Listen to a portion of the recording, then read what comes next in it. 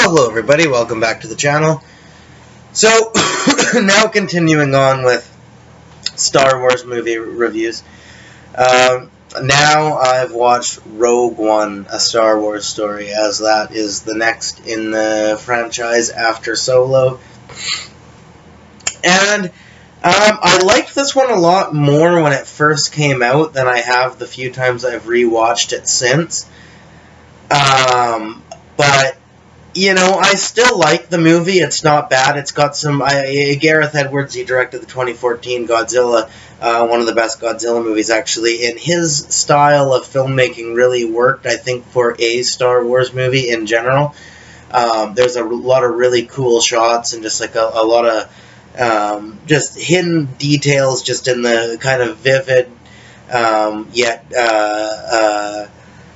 a natural kind of way that he tends to shoot his movies, where there's a lot of like these just these really great kind of shots that just kind of take you back, right? And so I think him being a director that specializes kind of in those kind of shots, directing a Star Wars movie, of course it worked. Like, of course it made some really cool looking scenes. And the story was good. I think I liked it more in the middle, I guess. The beginning was kind of blah, and then I kind of got a bit more into it after it got into the middle, and then near the final half it kind of drops down again. But at the end of the day, when it comes up to resolving, I mean, I like the resolve. I like the end. I really like how they tied it into A New Hope, and at the end it wasn't all these characters that ended up moving forward or anything. It was just this seemingly irrelevant but yet so relevant, just little chip that ended up being that was delivered to Leia at the very, very end. And so it sets up A New Hope, and I thought that was really clever. I thought they did a really good job at just that whole very end scene of tying that up.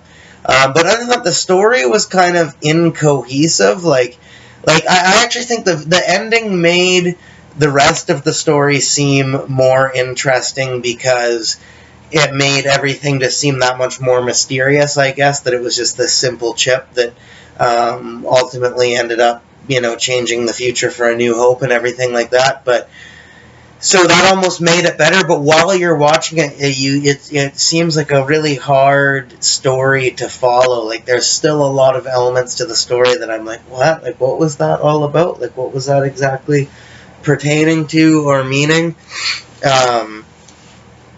And the fighting was good. Like, all of the battle scenes were really good, especially the end one, where there was both the Edu and then the Jedha one. I really liked those scenes. I didn't really like the two characters, the samurai type dudes that were there. The one guy that carries the big gun, and then the other guy that's blind, and he whips around this staff thing, and he's always praying and stuff like that. I didn't really go for those two that much, just as characters. I liked all the main characters, and though I forgot, that's the thing. I don't remember the names of these characters, because they're not they don't stick out to me as much. But I liked the guy, and I liked the main girl in the story, and Mads Mikkelsen, he played a good character in this movie, and he did a good job. In acting wise, he did a good job in the movie as well. But other than that, yeah, it's a good movie, but it's just kind of a drag. I mean, there's not a lot terrible. Some people just reamed right into it, but I don't really have that much of a problem with a lot of stuff they did. It really drags, kind of. In Star Wars movies, as much as they're long, they don't normally drag, because they have a way of kind of drawing you in, and they're so entertaining in that. But yeah, this one undeniably had a lot of drag to it. But I enjoyed it at the end of the day, and I think for grading it, I'd probably leave Star Wars, or Rogue One, A Star Wars Story, with a B, just a solid B. So yeah, that's my review for Rogue One. Thank you very much, people. And I will see you in the next installment of the channel.